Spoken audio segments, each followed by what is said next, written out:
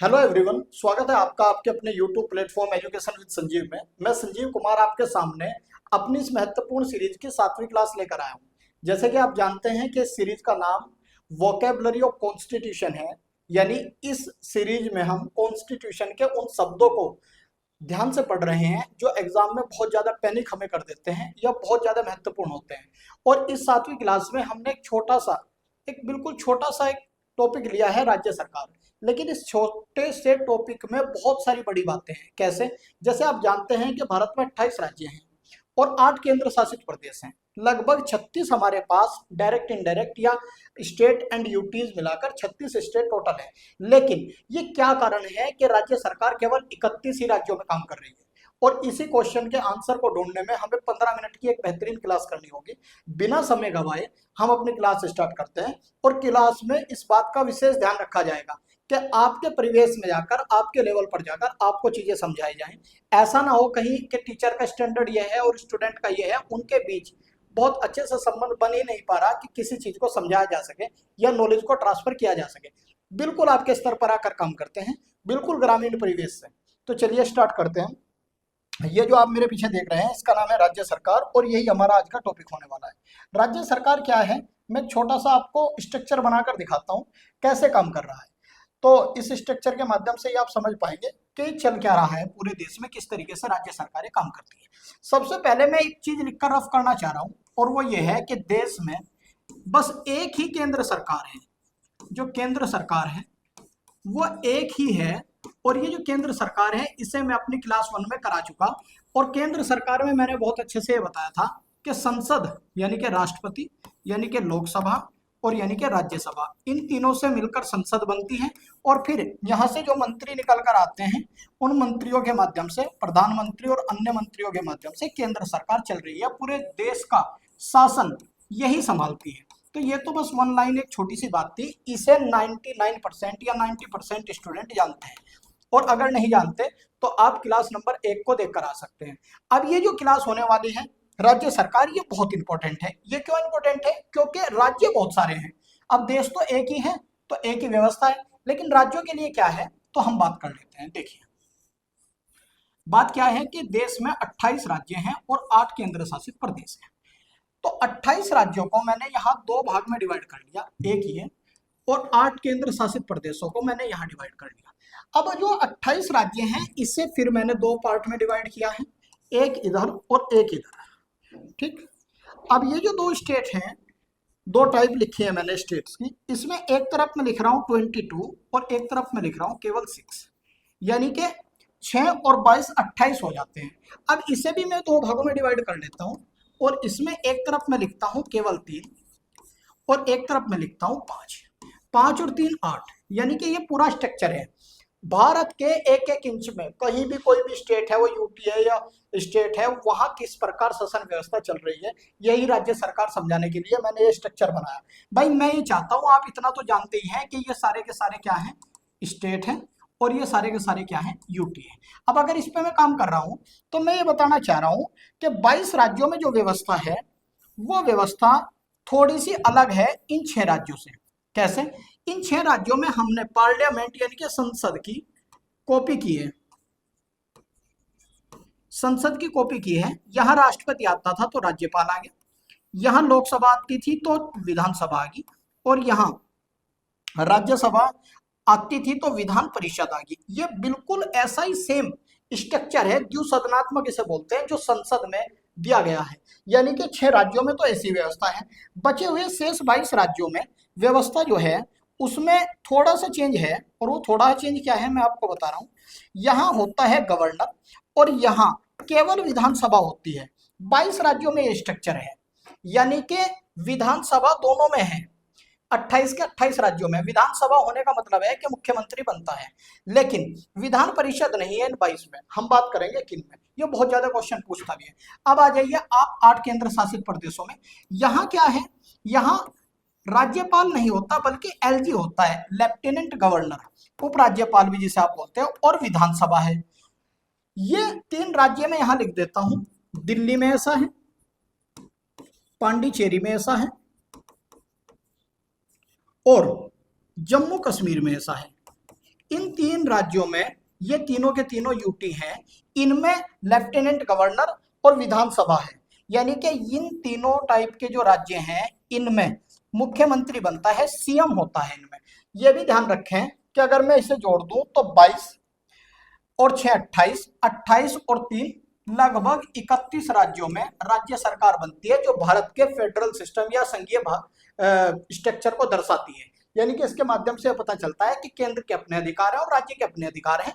कभी भी भारत सरकार राज्य सरकार के ऊपर बहुत ज्यादा हद तक कंट्रोल नहीं कर सकती, वो स्वतंत्र है। लेकिन 5 ऐसे राज्य हैं जहां क्या है कि ना विधानसभा होती और ना विधान परिषद होती। ये 5 राज्य कौन से हैं मैं यहां लिख देता हूं। एक तो है लद्दाख, एक है अंडमान निकोबार, एक है दमन एंड दीव प्लस दादर नागर हवेली, एक है चंडीगढ़, ठीक है, और एक है लक्षद्वीप। लक्षद्वीप, अब देखिए 5 राज्य मैंने लिखे हैं, लक्षद्वीप, ठीक, चंडीगढ़, दमन दीव दादर नागर हवेली अब एक हो गए। ये कब एक हुए ध्यान रखना 26 जनवरी 2002 में। जम्मू कश्मीर से लद्दाख को अलग किया गया, यानी कि जम्मू कश्मीर और लद्दाख को यूटी बनाया गया 31 अक्टूबर 2019 को। अंडमान निकोबार, अब ये जो 5 राज्य है ना, ये सीधे केंद्र के नियंत्रण में है, इन्हें भारत सरकार देखती है। ये बहुत इंपॉर्टेंट है। अभी जो है सोनम वांगचुक बहुत ज्यादा प्रोटेस्ट कर रहे हैं लद्दाख को लेकर के वहां भी एक ऐसा स्ट्रक्चर डेवलप किया जाए, और वो आज की डेट में, आज यानी कि 5 जुलाई को भी जो है वो अनशन पर है, ठीक। तो ये जो आप स्ट्रक्चर देख रहे हैं, इससे आपको समझ में आया कि हाँ, केवल 31 ऐसे राज्य हैं जहां पर राज्य सरकारें काम कर रही हैं। बेहतरीन टॉपिक है। आप बस 5 राज्यों का नाम याद रखना कि वे कौन से 5 राज्य हैं जिन राज्यों में ना विधानसभा है ना विधान परिषद।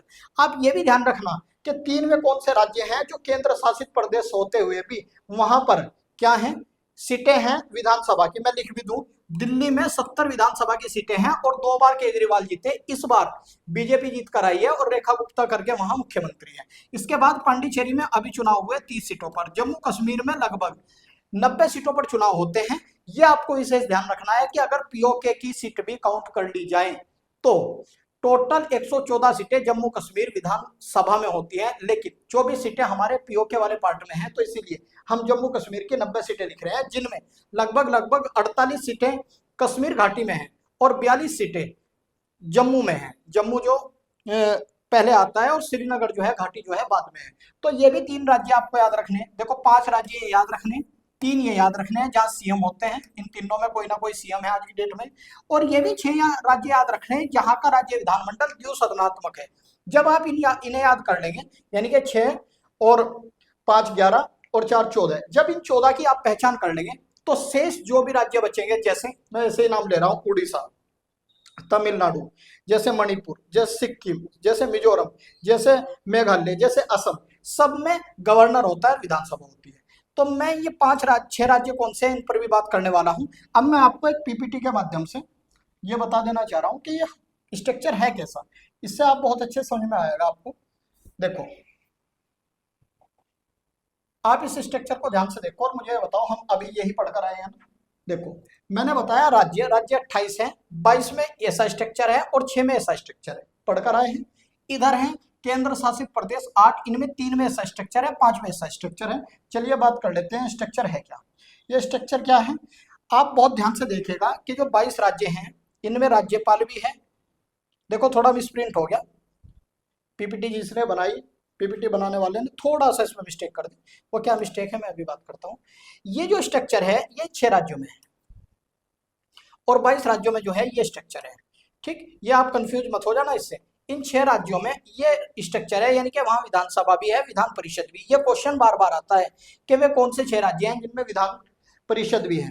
ये जो स्ट्रक्चर आप देख रहे हैं इसमें ये 22 राज्य में है, जिसका भी आप नाम ले दें, मैं ऐसे ही नाम ले रहा हूँ, कर्नाटक, मैं गोवा कह रहा हूँ, मैं मान लीजिए तेलंगाना कह रहा हूँ, जो भी मेरे मुंह से निकल रहा है वो मैक्सिमम स्टेट्स में इस तरह से व्यवस्था है। इसके बाद मैंने एलजी बताया और दिल्ली बताया, ये इनमें तो ये जो राज्य आप देख रहे हैं या डिजिट में देख लो, इन्हें अगर हम ऐड कर दें तो तीनों को जोड़ने पर लगभग 31 ऐसे राज्य हैं जिनमें मुख्यमंत्री होता है। लेकिन 5 ऐसे राज्य हैं जिनमें केंद्र सरकार का प्रत्यक्ष नियंत्रण होता है। मैंने इन 5 का नाम अभी बताया, लद्दाख, लक्षद्वीप, चंडीगढ़, जम्मू कश्मीर, सॉरी अंडमान निकोबार और दमन दीव और दादर नगर हवेली। लेकिन 3 राज्यों में मैंने बताया कि मुख्यमंत्री हैं, एक तो दिल्ली में, एक पांडिचेरी में और एक J&K में। ये ऐसे यूटी हैं, केंद्र शासित प्रदेश, जिनमें मुख्यमंत्री बनता है। अब मैं इन राज्यों की बात कर लेता हूं जिनमें 6 राज्यों में यह व्यवस्था है। तो मैं 6 के 6 यहाँ नाम लिखता हूं, आप ध्यान से समझना।